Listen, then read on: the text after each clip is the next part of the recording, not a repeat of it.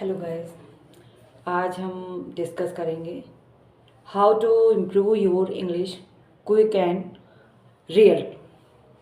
हम आपको कुछ टिप्स ऐसी बताएंगे जिससे कि आप डेली रूटीन में अपनी इंग्लिश को कैसे स्ट्रॉन्ग कर पाएँ। तो फर्स्ट ऑफ ऑल उसमें फर्स्ट पॉइंट रहेगा आपका, आप डेली कुछ वर्ड्स जो है इंग्लिश के अपने सेल्फ आप उसको स्टडी करेंगे।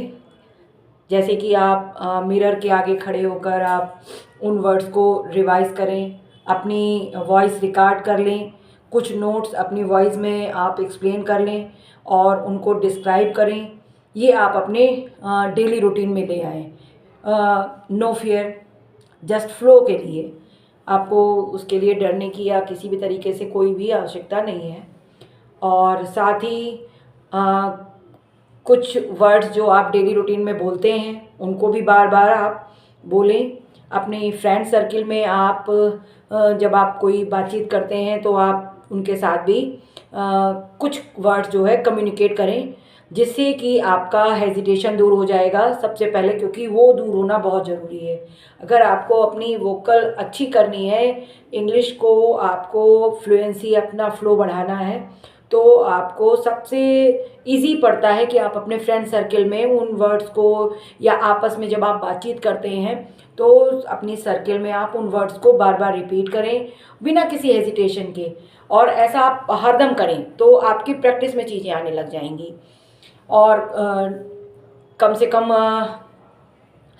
5 मिनट्स तो आप इंग्लिश को आप रीड करें बिना किसी डर के। कुछ नए आर्टिकल्स पढ़ें, कुछ बुक रीड करें जो आपको इंटरेस्टिंग लगती हों, लाइक स्टोरीज़ हैं या नॉवेल्स वगैरह हैं, इंग्लिश की आती हैं अच्छे राइटर्स की। आप उनको बार बार जब पढ़ते हो तो उन चीज़ों को आप मेमोराइज भी कर सकते हो, और बराबर पढ़ने से आपकी मेमोरी पावर भी अच्छी होगी और इंग्लिश वोकल भी अच्छी हो जाएगी आपकी।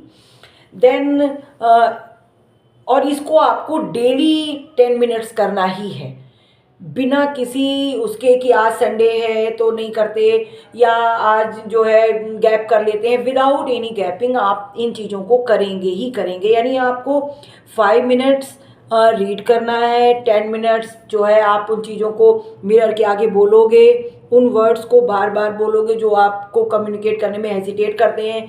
तो उससे ये होगा, सबसे पहले तो आपके हेजिटेशन चले जाएंगे।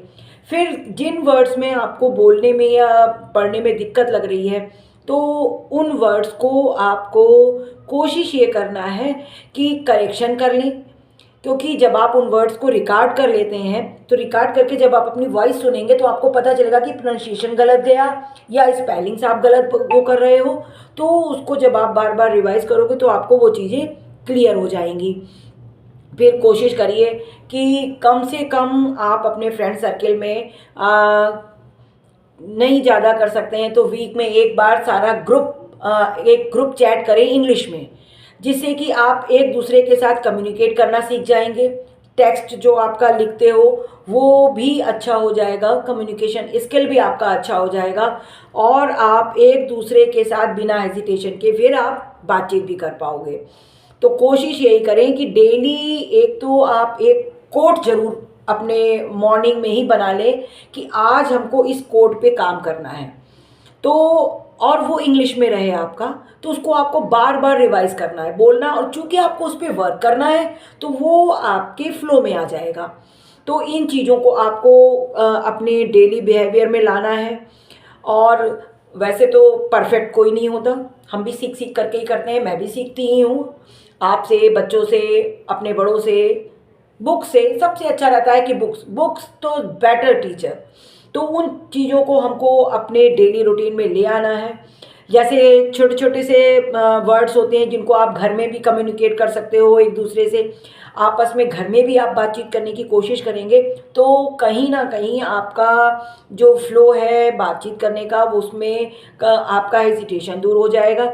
छोटे छोटे वर्ड बोलने की कोशिश करें, स्टार्ट आप छोटे छोटे वर्ड से करेंगे तो कहीं ना कहीं आपको बहुत मदद मिलेगी इससे।